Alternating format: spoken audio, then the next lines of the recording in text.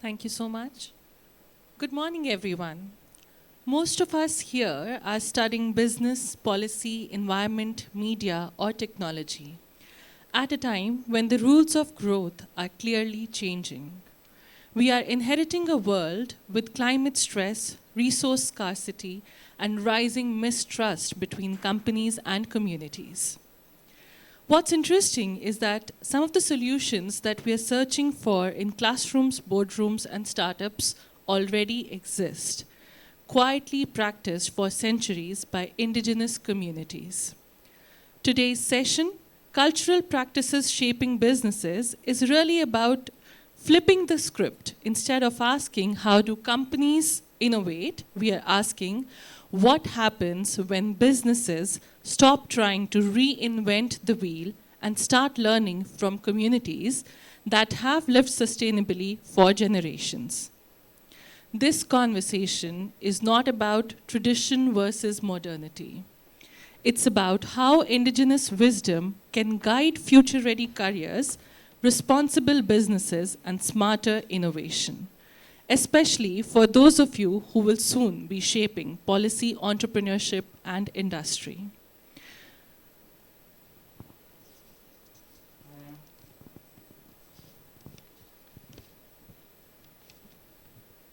On that note, Dr. Dhawan, I would like to kickstart the discussion with you. When you hear the phrase indigenous wisdom, do you see it as something from the past or something that can be actively influencing business decisions today?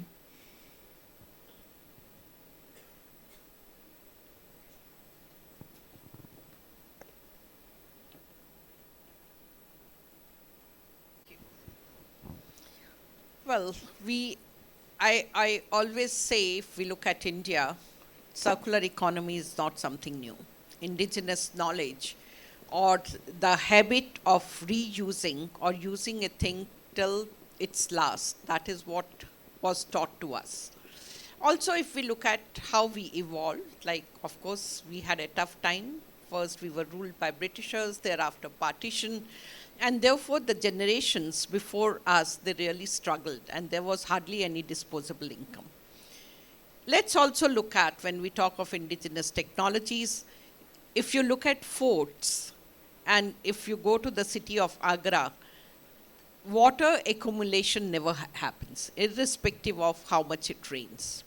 And that is how it was planned. So the indigenous knowledge, how to keep the building cool and in winters hot. So those were the things that were already existing. It is that somewhere we lost the vision. We started following what is happening in the West, and therefore there was too much use of glass in our buildings, which is more for keeping your building hot than cool. And therefore we had followed a wrong kind of path. We just started aping West without thinking what are going to be implications. Let's also look at, because once, or rather Mahatma Gandhi said that this earth has enough to meet people's needs, not greeds. And that is what it is, that if you want to live, if you want to, and you live with nature, it's going to provide you with everything. And that is what has really happened, or it's still happening when we go to villages. Even with less than an acre of land, they are able to sustain their families, and pretty well. And soil health is not compromised. It is that when we get into the greed of getting more and more returns, that is where, in a way, it also reacts. So there is a limit. Like when we say that if you grow a crop, what are you doing? The plant is absorbing nutrients from the soil. If you remove everything, you are removing the nutrients. But if you are putting the crop residue back onto that soil, the nutrients are returned. But we don't have time, so therefore we remove everything. And then it becomes a problem. It becomes residue, crop residue burning, and so on. So it becomes a pollutant, then an asset to the soil itself. So indigenous knowledge does exist. It is how we use it. It's not old-fashioned. It's something that you need to value, right from your building designs to crop management to the way you live otherwise. So even how big your wardrobe should be, so all those things are dictated by how sustainable you want to be. I'll bring in Bhaskar sir over here. Across fields, what's that one indigenous principle that you think businesses are currently overlooking? And then I would like to bring in Mr. Pervez to comment at the intersection of both of these. Very good morning, and thank you for having me here.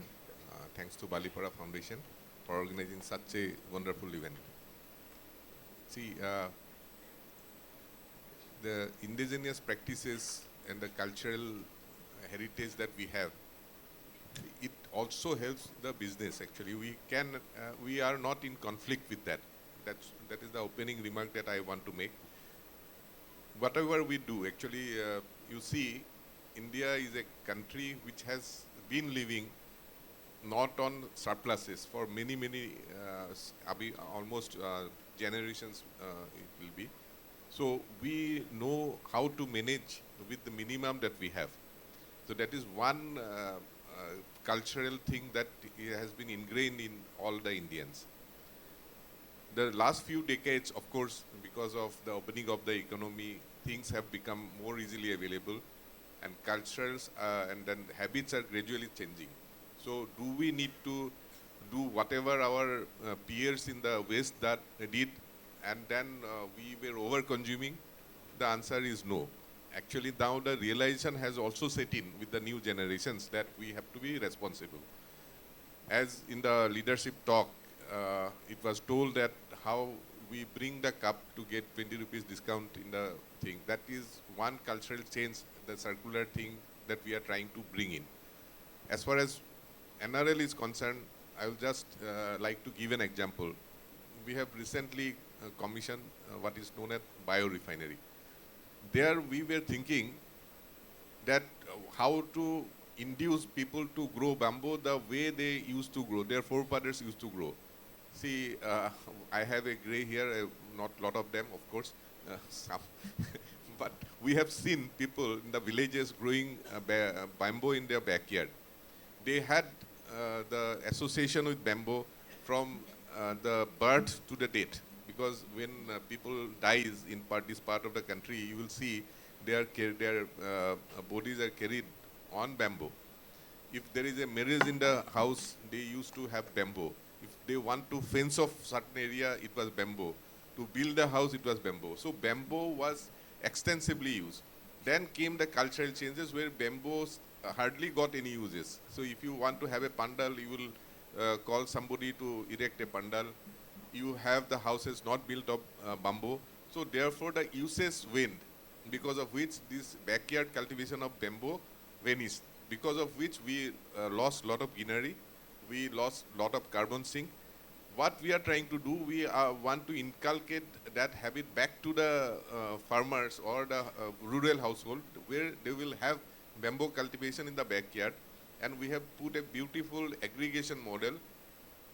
We will not say that we have copied entirely from Amul, but we have modified and copied from somewhat from Amul, so that it is a distributed model. It's not we have given a contract to somebody and he will mop up entire bamboo right, left and center. So we have a sustainable model which has been put in place. And we, with the sync of the original cultural heritage that this part of the country had, we want to promote bamboo cultivation, which will be the main feed for our bamboo-based ethanol plant. So I'll stop at that. Very interesting. I will bring in Parvez over here. You've been working at the intersection and crossroads of all of these things that we've discussed. What's your viewpoint of having worked with corporates, with CSR initiatives, and if you've had the chance to work with indigenous people as well? So, Trust has been working in all of these space for the last, 80 odd years. And we have been investing like Tata Trust, Tata family itself is investing about 66% of their wealth into all of these developmental work that we are doing. I think, for the last 50 odd years, what we have seen is literally, profit maximization was the core of every businesses. And that has led to, the kind of plunder that we have seen of Mother Earth is completely unparalleled right now. So coming from the, philanthropy and, development sector background, what I would request, see, I am a firm believer that only corporates, only businesses can help us. That's there. So lot of capacity building program that is being run over the last 50 years.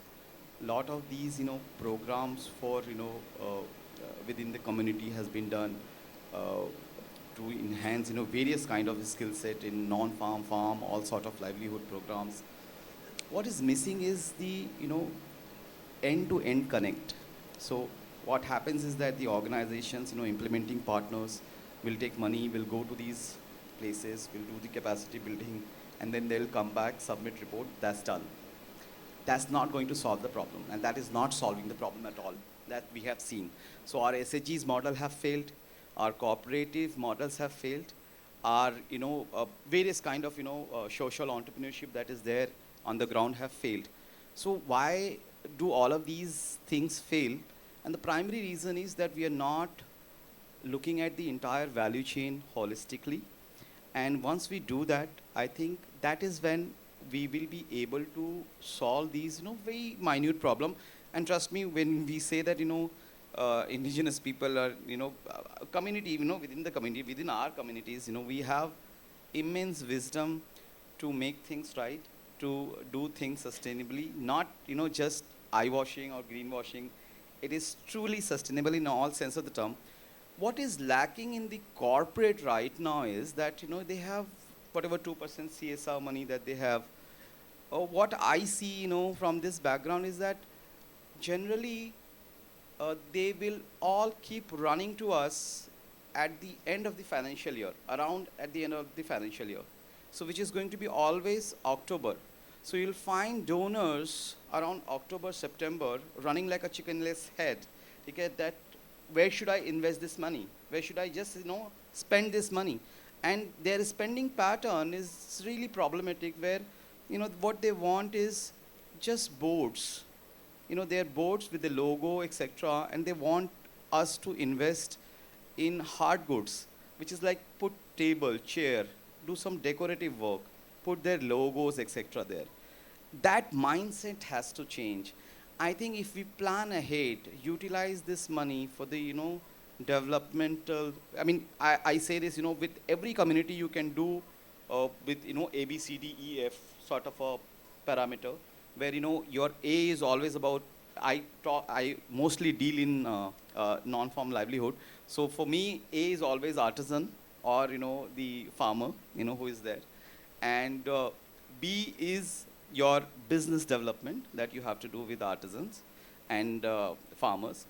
C is your communication and branding. So communication and branding it plays a major part. Then you have your D is design and development. So in every a little tool that they have, we need design tweaking. The mind and the hand has to work together. What has happened over the last 70 odd years, we have been going to the moon, but nobody is coming down and helping my weaver to develop a small dying vessel. That's the problem. So we have to do a lot of design and development. And then there is E, larger ecosystem. How do we revive the ecosystem that India had? So we have to invest money in this, wherein in all part of India, wherever you see handloom, you will find that within the vicinity of that particular handloom cluster will basically be about, let's say, in Northeast, it is, slightly sparsely spread out. So you will have, 40 kilometer of radius, but in metros, and also, like municipal corporation areas, you will find, or revenue areas, you will find them in 4 kilometer, 5 kilometer radius. And what, used to happen earlier was that everything related to that practice was within that area, within that geography, that we have dismantled. Now think about it, that I am getting cotton from my Assam weaver from Coimbatore. It doesn't make sense. We used to grow everything right here in our backyard. We used to have a beautiful, indigo dyeing practice called, Assam indigo. And we used to grow beautiful cotton here. But we have just lost this, thing because of research and development, and because, I think we were trying to maximize the profit, and hence everything was centralized. Now coming back to F, my F is financial inclusion. That, I mean, lot of us, know, don't know how to handle money. To be very frank, I am one of them. I don't know how to handle money very nicely. So, I mean, if we go out, if we teach artisans how to handle money properly and also how to leverage money properly, I think most of these problems will be solved. And this is where, I feel corporates can help out, because out of whatever government sanction in, let's say, government has sanctioned certain amount of money in various schemes, only 30%, 40% get utilized, rest go back to the government. That is where, corporates can play a big role. Sure, I'll bring Miss Anjali over here to develop further on what her experiences have been and how can we learn from indigenous communities to scale, to develop partnerships and take those learnings along. Yeah, so I do echo with you, but how do we now tie up this CSR with indigenous community initiatives? I think I will talk a little bit on more. So ours was a philanthropic organization and still is, Sehgal Foundation, and Dr. Sehgal is a philanthropist, but he's from the corporate world, and he had multiple seed businesses, and so we thought we will just use our money, and for 15 years we just worked at our own pace, working with the communities, working on sustainability and community-led development. And it was only in the past 10 years that CSR partners, they started approaching us, just to create a larger impact. It is always good to have partnerships. But having said that, we were very sure that we would have partnerships, but the motto is community led development. And I think CSR funding is going in health and education. Comparatively less is coming in, water, wash, and, livelihoods, farm-based livelihoods. And of course, in Northeast, it's even less. So in terms of, partnerships in the Northeast and in the Himalayan range, I think there is tremendous need. They are the lifelines of our country. And the investment is very much critical. And we work in Uttarakhand in 90 villages. We don't work in the Eastern Himalayas, but other areas. And in our partnership projects with CSR, we have seen multi-year shift. There are now multi-year grants, even though you have, per year project, but it's 4 to 5 years least. And the community-based indigenous systems are reviving. Yesterday I talked about solar lift irrigation or gravity-based water systems, which are managed by communities. And we always tell our partners, we do not invest in any infrastructure in the first 6 months if there is a new community. It doesn't work, it's like a contractual job. So it takes time, and what we build is social containers and not just water containers, right? So these two, I think, have to align. And of course, there are farming agricultural practices which work together through FPOs on similar crops, not as a collective or cooperative or SAG, what you were mentioning, but there are clusters who can take on farming, for example, almond-based cluster or kiwi-based cluster. So economies of scale are developed, and the indigenous varieties. And I know Dr. Vibha talked about soil health, which is again, a farmer uses a lot of chemical fertilizers. We need to have those, soil health, good soil health promoting and water efficient agricultural practices. Sure. I'll bring Mr. Bhaskar in over here. We've talked about the learnings from indigenous communities and how to bridge that gap. Do you think business and versus community is some sort of a false divide?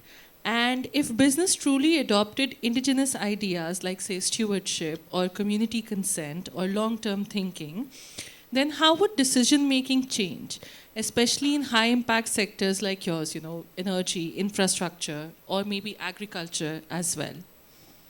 See, you see, the landscape of business is very fast changing. See, almost all the big corporates are now reporting that business responsibility and sustainability reporting. It's called BRSR reporting. It has become compulsory. It promotes something called triple bottom line approach. Most of you must be knowing. It's a people, planet, and profit. So that being the contour of the thing that is happening currently in the corporate world, you see more and more funds are coming for the social connect that the corporates are having. Now, one of my co-panelists has said that corporates are spending 2% of their profit, but it is mostly going to the infrastructure creation rather than touching people's life. Suppose you build a building of a school, that doesn't ensure that quality education is imparted. So people are more keen to have the building in place, but not they will not invest in education because it is not readily auditable. So people also fear that if I spend something and I cannot be audited, people will castigate me for wasting that money. So those concerns are there, but it's not going to happen tomorrow. It is mostly coming through Companies Act 2013, gives some more time, but now it is gathering momentum with the SDGs in place, that Sustainable Development Goals, 17 of them. I think most of the corporate and responsible ones are actually acting under those Sustainable Development Goals. Things are gradually changing, so I can assure you that. Parvez, I'll bring you in over here to make a further comment. What do you think about this business and community divide? And as a corporate, he's raising questions around quantification of impact, which sometimes could be intangible or long term. So, as somebody who's worked, in the sector and is asking very valid questions, what are your thoughts? See, I think there is no divide as such between the corporate and the social developmental work that everyone is doing. It's just that I think we have to be a little mindful of what we are doing. Just that. I think that I wanted to clarify. It shouldn't feel like that there is a bashing of corporate funding exercises that happen. See, I'll give you a basic example. So the law that we have currently, I think Bhaskar sir can correct me that it permits me only for 3 years of spending in CSR money. That's problematic because I am telling you, I have been part of this sector for the last 14 odd years, and I say that working with the community is working with human beings, right? And you ask any HR, they'll tell you that the first principle is managing human beings are the most difficult task. Correct?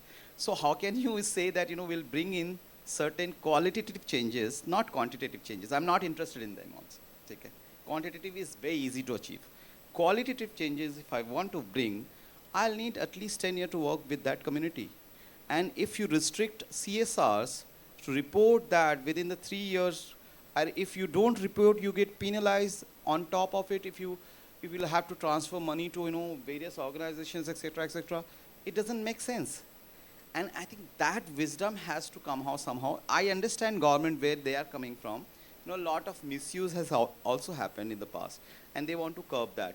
But that's not the way to curb it. You will have to bring in, more regularity framework, maybe, do something else, regular checkups, etc., to ensure that these things are happening. But I would say that these, I think corporate have more power because they have more money. And I think, if they go back to the government that this rule doesn't suit us for the, sustainable development that we want within the community, I think they will bend down. They will definitely change this. Dr. Dhawan, you work at the intersection of both at Terry, and you've authored so many books. Where do you see science, technology, tradition, and finances meeting, at one place? Is it possible? How do we bring them to a middle ground? Sure. In fact, I'll also like to comment on the discussion as a whole. Corporate social responsibility, I'll say Tata started following it much before it became a rule. In fact, TERI was set up by Tatas as an autonomous, not-for-profit organization which should look at developing public goods and also looking into the problems mankind is going to face in the future, and energy being the most important one, and our name was Tata Energy Research Institute. Now let's look at where we are. Very rightly mentioned that there are needs of the communities, there is indigenous knowledge available, but let's also look into the only static thing in the world is change. And therefore, that knowledge needs to be empowered with new technologies. I think it was 2007, TERI launched a program, LABL, Light a Billion Lives, because our villages were not electrified. And just giving one lantern was a game changer, because you have deliveries in the middle of the night with no electricity, and that lantern became a lightsaver. Families, they never owned. There was an entrepreneur created so that lanterns never fail. So the families will go, pay 2 rupees a day and bring a charged lantern. And that entrepreneur was given solar energy to power those lanterns. Now, of course, all the villages are electrified, so I'm giving an example how it changes. So now we are saying renewable energy for livelihoods, LABL2, which will be launched in February 26. And we are developing on it that how the science and technology, which has, like when we talk of energy security, we talk of power looms, how the machinery can be used so that their productivity is increased as well. Because see, what is the responsibility, or why CSR? It's largely that we want that our communities in rural India, they stay there. They don't have to migrate and live in slums of the cities. We don't want that. And why they are moving? Because they don't have enough money. So it is duty that they are able to generate more and more money while staying where they are. And that's how the culture will be retained. And it is that what they are doing that needs to be taken to amplified so that it becomes an international commodity in years to come. And that can easily be done, like when we are talking of northeastern states. And long back, there was one person who came from Netherlands, and I brought her here. She was very keen to buy bamboo handicrafts. And I took her to many artisans, and the answer was, the moment she'll talk of 1,000 pieces, 10,000 pieces, they said, we can't produce. But that is what, and we also have to learn from China, how they have done it. So therefore, over here also, we have to see what is it we can teach to these artisans, and how do we help them to take their product to international level. There are success stories from India as well, and it has been done by communities in Rajasthan, and many of their products have been taken. So here also, that's what we require.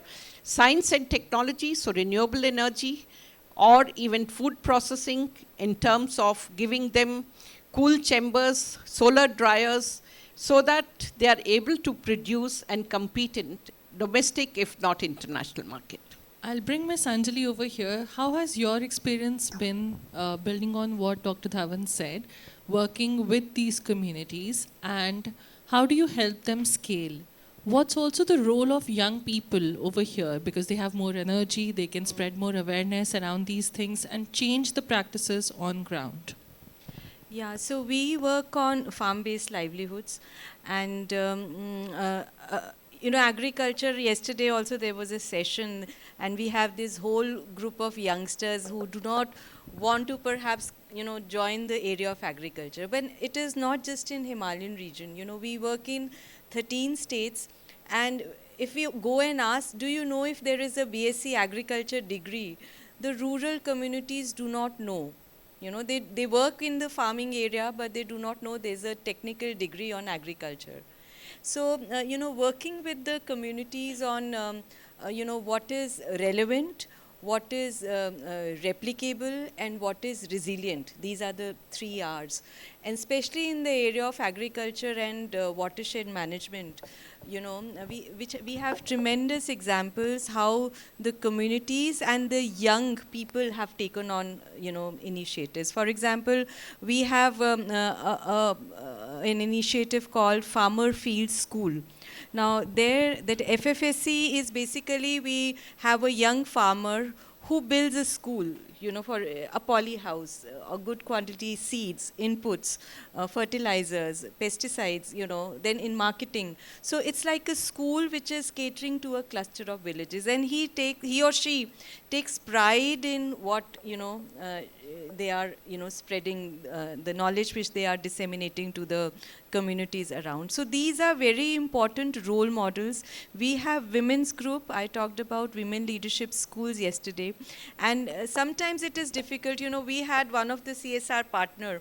So in any initiative on agriculture, if we use, for example, water efficient agricultural practices, the water is reduced by 40%, the productivity is increased by 20-25%, but the process is slow. You know, women, we have concepts like Krishi Sakhis, and they take time because they have never been outside their houses. It's unlike in Eastern Himalayas. In many of the states, women are, you know, restricted to their, you know, houses. And the partners said, no, we want to see increase in productivity, and we don't care whether it's women or men. We just want numbers, you know, quantitative numbers.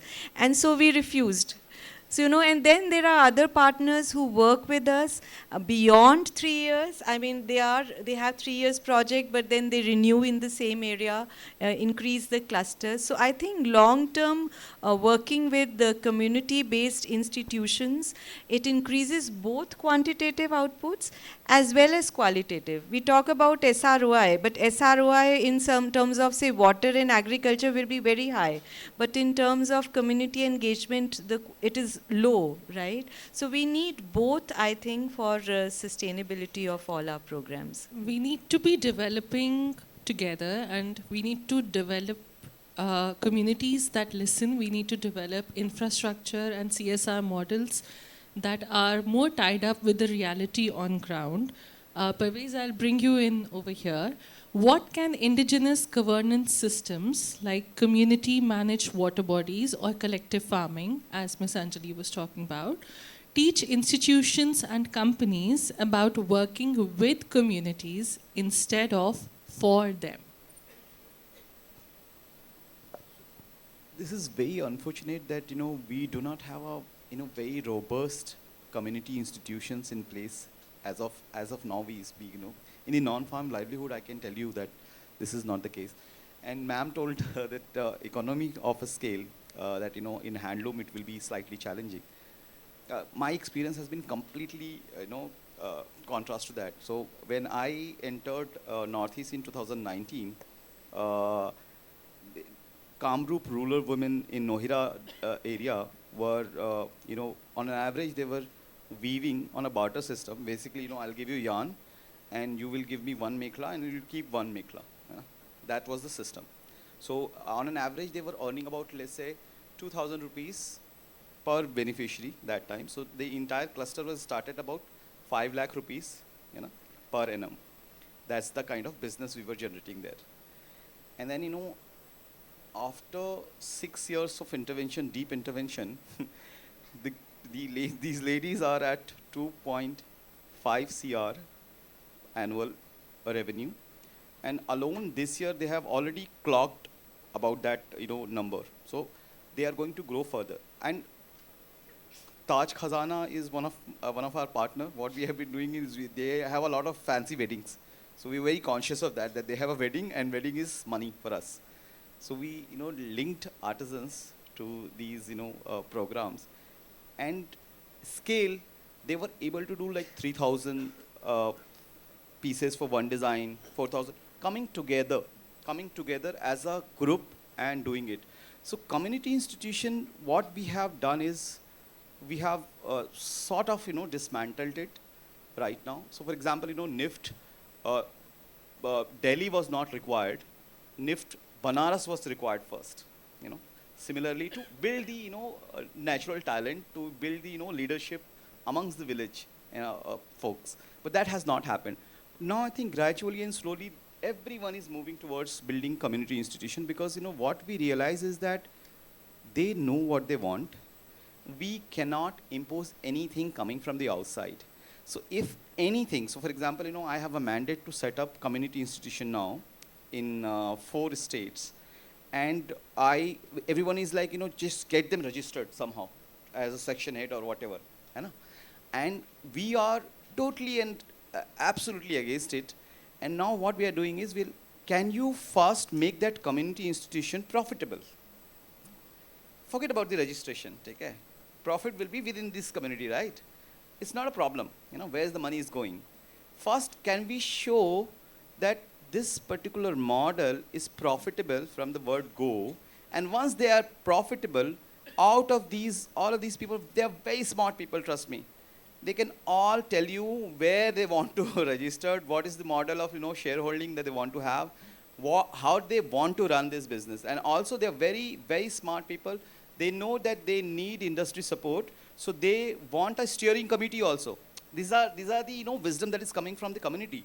Within the community, there is a demand that, I need, so they know that, Tanera is going to be their business partner, Fab India is going to be a business partner, Swadesh is going to be the business partner, and Adyam is going to be the business partner. All of these women are demanding that these folks, from these, companies, part of our steering committee, and we have a different kind of committee which is going to run the business. So, I mean, these systems we have to build from the ground up, rather than, imposing from the, top down. That cooperative model was top down, that SHG model was top down. All of these models that we have seen, so far was top down. Now we are trying to build something from the ground up. So that's, I think, the need of the hour. I'll bring sir in over here. I think, Parvez, you raised a very valid question around scale, which is very significant to corporates while they are investing. So can indigenous practices be scaled responsibly without losing their cultural meaning or just becoming market buzzwords? In your experience, how have you seen or navigated this problem of scale as a corporate? Our requirement of skill is totally different. See, you run a particular industry or thing, you need a very straitjacketed kind of a skill. So you need welder, you need rigger, you need fitter to run our sort of industry. See, what probably you are asking, suppose a artisan, whether his initial skill should be tweaked in such a manner that his originality is lost, something like that you are asking. See, in the conversation you must have seen that ultimately it is the market force which has to come down for the profitability of any skill that you demonstrate for producing a product. That is the bottom line. So if you don't have demand for your product, whatever product that it may be based of the product that you produce, you don't have demand, you don't sell, you don't earn money, and you die. So that is the cycle that you will follow. So you have to produce finally the things that people want. One, we started by saying that we have to be very responsible in spending, not consuming. Now, if he talked about a mekhala sadar. In a life, a woman will wear it for 5 times, 6 times when they go for a particular marriage, not all marriages also, and because it costs a hell of a lot of money. Maybe 60,000, 70,000 for a middle class family is also. A lot. So you have to be very, very practical where we are heading to. See, we should impart those skills which will produce goods which are in demand. Please be mindful that even people are now demanding handicrafts because they need custom made. And those are the people who have money to spend. And from where this money has come? Because they have been associated with some business or some corporates.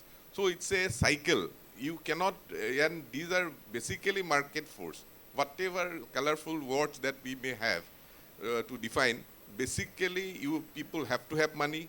They can indulge in those habits because a very low middle class or lower class person is not going to indulge in those kind of habit. He will go to a shop which will give him a 200 rupees shirt because it has to be made in a numbers. So you cannot have him compete with the handicrafts. Handicrafts are going to be consumed by people who have money.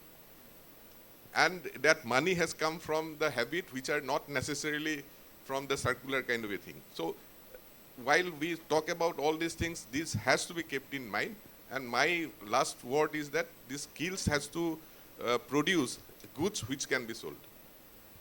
Dr. Dhawan, I'll bring you here. Who sets the ethical boundaries then? You know, corporates, policymakers, or the communities themselves? Because we're always at loggerheads. We don't want an art form to die. But as I pointed out, we also have to make it marketable. So who sets the boundaries? Well, it varies from case to case. And I'll say ultimately it's the communities themselves. Because, and what dictates, I'll put it this way, that it's the financial benefits that are brought to the community.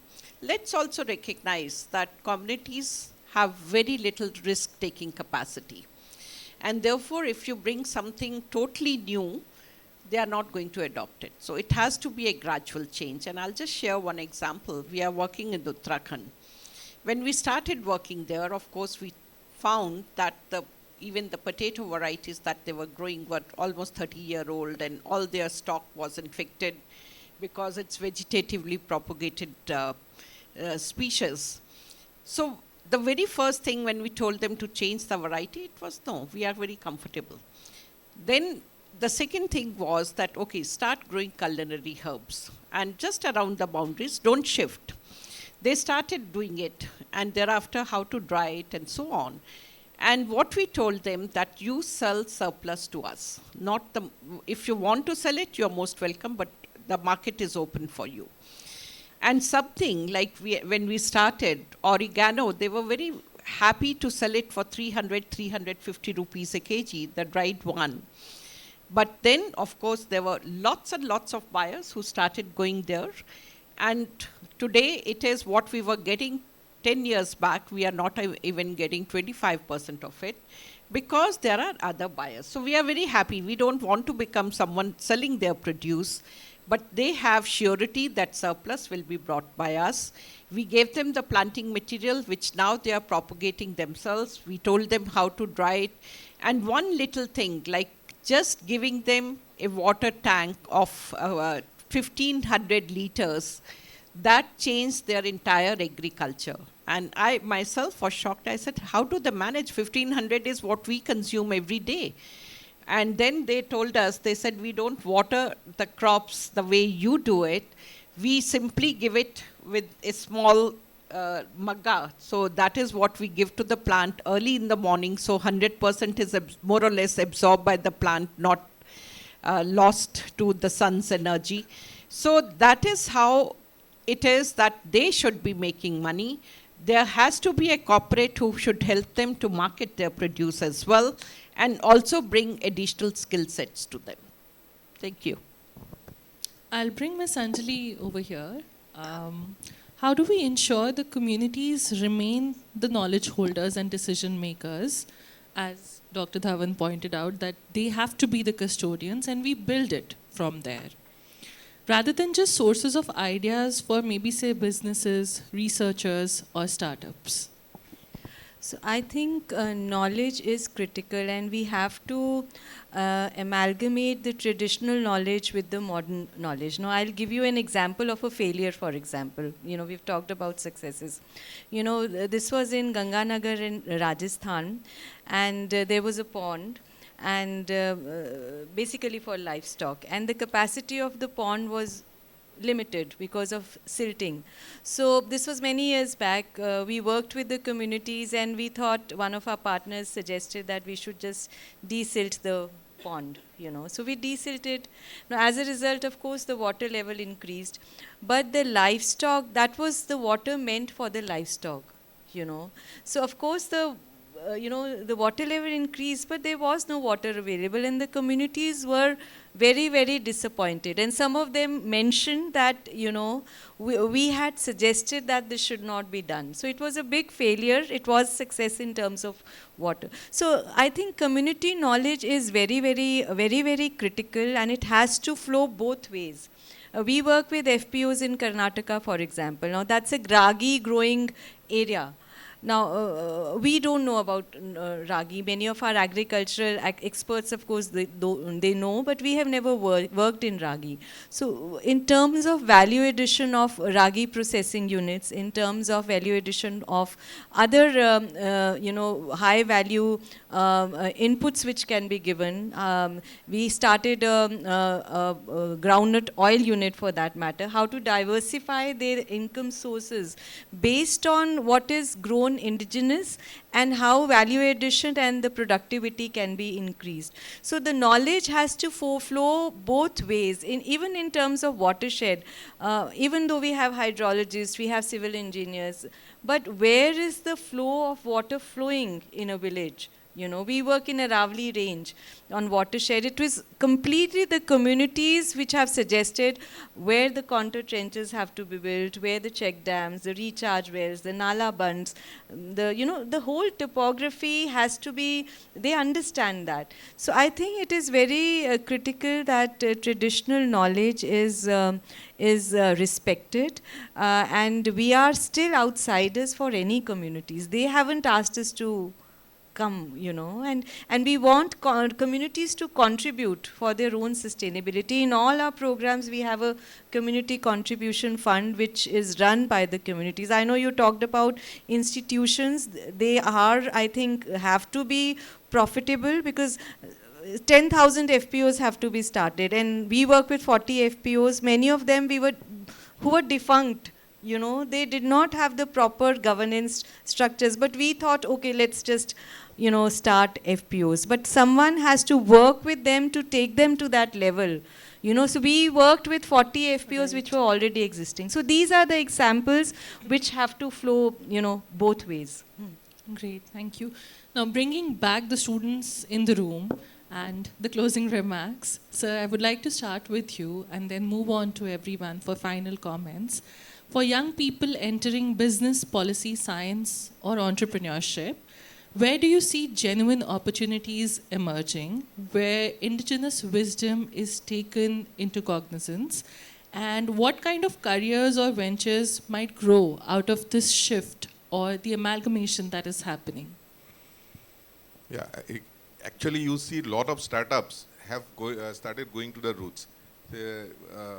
There are huge demand of, say, organic food, maybe something which is handicraft in nature, but the startups and the new entrepreneurs are looking afresh into the whole portfolio. And since the technology today provides the market, because if you register yourself in the one of the what you call e-commerce website, actually you become a seller. So that product is visible to all. So my advice to the young entrepreneurs, always chase the revenue. See, the mistake the startup makes, they only chase the valuation. See, it is valuation by revenue game. If I had asked one startup, why don't you start with the revenue? I will pitch on your behalf, because we are promoting a lot of startup. We have a thing called ideation.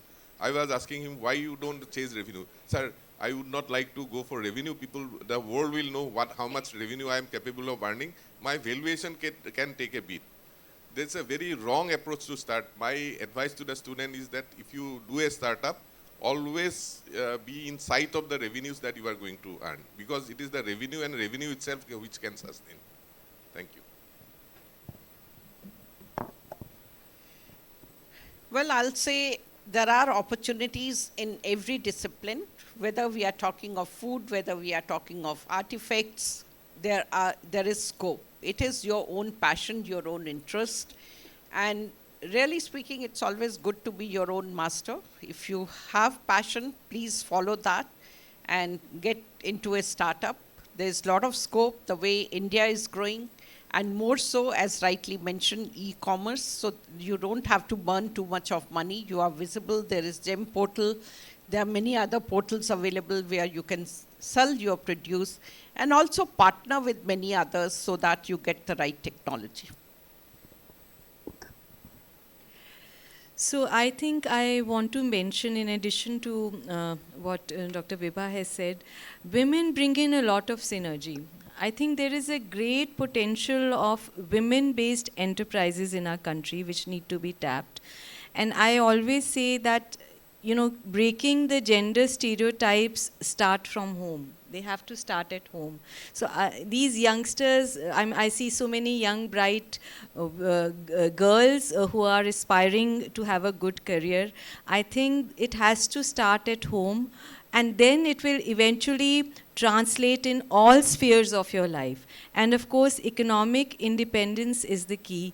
And when women come together, I think they make great changes. They make great changes. They can create quantum jump in whatever enterprises they set up, because I think they are great managers. No offense to men, but I think we need both. We need both, but a little more proactiveness for women enterprises, because it has to be tapped. There's a lot of potential. And I think it starts at home. We really need to break gender stereotypes in social aspects, in economic aspects, in all other fronts. Thank you so much. So what Dr. Dhawan said, first, that we are all beneficiary of the corporate system that exists in India. We are all beneficiary of this current system.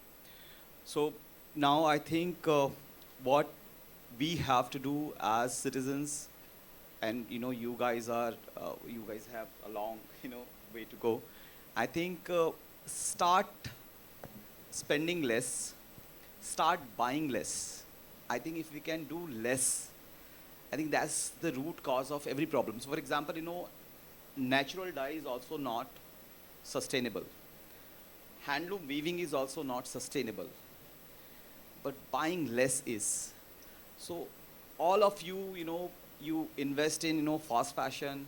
Everyone wants to show off. Everyone wants to, be visible on social media, etc. Try to get away from that. That's not going to do any good to us as a country, as a, as person as well. It is not going to do any good. Where, something which is rooted in your tradition, for example, a mekhla will last you 100 years. A nice hand-spun eri will last you 100 years. And trust me, even if you don't dye these things, they are still beautiful. So use less is going to be my advice. Don't be the consumer. Thank you.